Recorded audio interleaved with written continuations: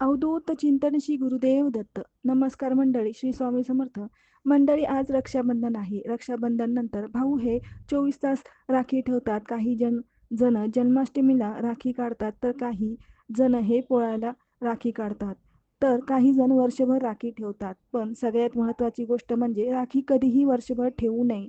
नंतर ही राखी आपण बाहेर घालून जातो आणि आपल्यासोबत निगेटिव्ह एनर्जी देखील असते आणि ती निगेटिव्ह एनर्जी आपल्या राखीमध्ये देखील असू शकते. त्यामुळे अशी ऊर्जा आपल्यासोबत ही कायम राहते. त्यामुळे वर्षभर कधीही राखी ठेवू नये.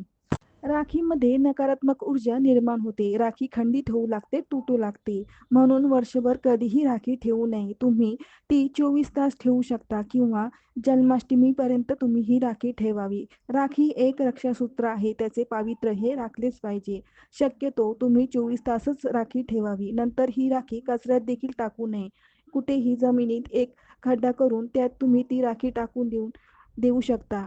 राखी कोणाच्या पायाखाली येणार नाही याची काळजी घ्यायची असते किंवा कुठल्याही झाडाला तुम्ही राखी बांधू शकता. श्री स्वामी समर्थ.